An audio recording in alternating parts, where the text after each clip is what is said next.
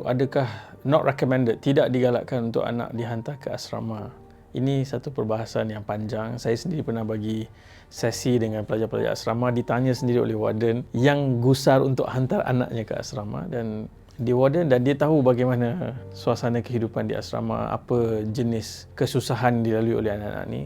Panjang kalau saya nak jawab untuk lihat semua aspek tu, tapi kalau kita lihat, manusia adalah antara spesies, mungkin satu-satunya spesies makhluk sosial yang usia kanak-kanaknya panjang. Kalau binatang lain, kita tengok kucing baru 3-4 bulan dah jadi adult lah, anak kucing tu, lepas tu dia dah boleh procreate lah. Tapi manusia ni, proses nak membina manusia ni, usia kanak-kanak dia tu panjang. So usia kanak-kanak ni, benda yang paling penting tu adalah secure attachment dengan seorang dewasa yang memberikan dia rasa selamat. Sebab tu kita boleh lihat daripada angle bagaimana Allah dalam Quran dan hadis-hadis Nabi menekankan sangat aspek menjaga anak yatim ni. Sebab anak yatim ni anak yang lonely, dan ia diletakkan sebagai prioriti nombor 1 untuk dijaga dalam masyarakat. Jangan biar budak-budak membesar dalam keadaan dia rasa lonely, kerana itu ada impact yang sangat besar sampai masa depan. Sampai Nabi tawar, siapa yang jaga anak yatim, dia dengan aku di syurga rapat macam ni. Saya belum jumpa kalau hadis lain yang memberikan jaminan tempat duduk rapat dengan Nabi macam 2 jari ni, melainkan jaga anak yatim.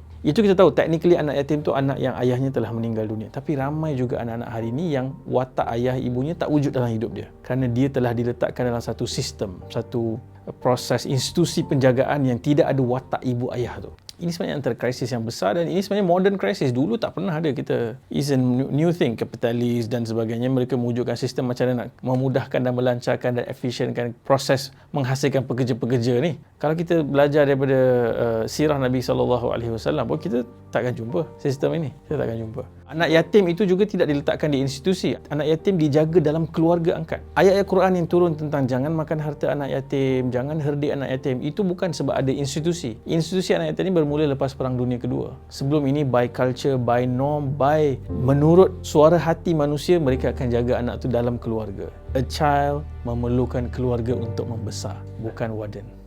Kalau kita teliti apa yang berlaku selepas Perang Dunia Kedua, itu satu kematian yang sangat besar dalam kalangan parents ataupun ibu ayah, menyebabkan mereka kumpulkan anak-anak di satu tempat. Dan ada kajian-kajian yang teliti tentang apa berlaku kepada anak-anak tersebut. Ada kajian yang track mereka sampai usia 50 tahun. Apa jadi pada budak-budak yang membesar, tak cukup pelukan, tak cukup eye contact dengan secure attachment adult yang menjaga dia, emosinya tidak pernah didengar. Itu semua ada kesan yang sangat dalam. Bahkan kita lebih kesal sekarang ini, bukan sekarang ini, banyak abad lah, anak yatim menjadi komoditi, menjadi bisnes, menjadi lubuk sebahagian orang mengambil kesempatan, kerana semua kita ada soft spot untuk anak yatim, dan anak-anak yatim ini dijadikan sebagai bahan. Dan ini bukan hanya di negara-negara Islam, ataupun ia berlaku di mana-mana.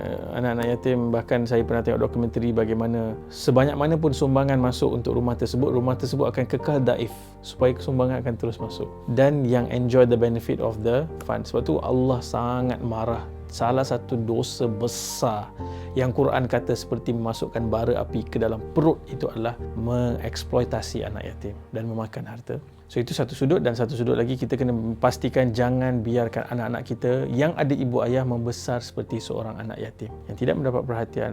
Susah tak? Wallahi, demi Allah sangat susah. Menjadi ibu ayah adalah proses kerja yang sangat-sangat susah. Ya, siapa yang dah sign up for it memang kena hadap. Tapi dalam satu kesusahan ada banyak kemudahan-kemudahan. Inna ma'al usri yusra. Dalam satu kesusahan itu ada kemudahan-kemudahan yang kita semua kalau tahu dengan kepengalaman hidup, kita akan tahu ada waktu dia susah, waktu dia renyah, tapi ada waktu dia menggembirakan, ada waktu dia adalah perkara yang paling membahagiakan. Kalau boleh cadangkan daripada setakat pembacaan saya dan kerja saya di lapangan melihat kepada aspek ini, seboleh mungkin jangan hantar anak ke asrama sehingga mereka berusia selepas baligh lah. Itu pun sebenarnya selepas baligh, ketika remaja mengalami proses kegalauan emosi, hormon tu, mereka perlukan ibu ayah yang boleh sentiasa mendengar dan memberikan panduan dan nasihat. Kalau duduk asrama, dia akan dapat nasihat dari kawan-kawan. Siapa duduk asrama, dia tahu kawan-kawan dia bagi nasihat apa. So dia ada peer parenting. Dia bukan parent yang parent dia, tapi peer dia, yang kawan-kawan sekelasnya, yang tanyalah pada semua rakan-rakan yang keluar dari asrama apa bentuk-bentuk nasihat telah mereka terima di asrama dan betapa ia telah merosakkan banyak hal pada usia-usia yang kita panggil formative years ni, ketika kita dibentuk karakter dan cara kita pandang kehidupan dunia. So ini antara benda-benda kita akan detail out step by step dalam kelas Ragam dan Gelagat, kisah asam garam kehidupan keluarga Nabi Ibrahim AS. Jemput daftar di link yang di bawah.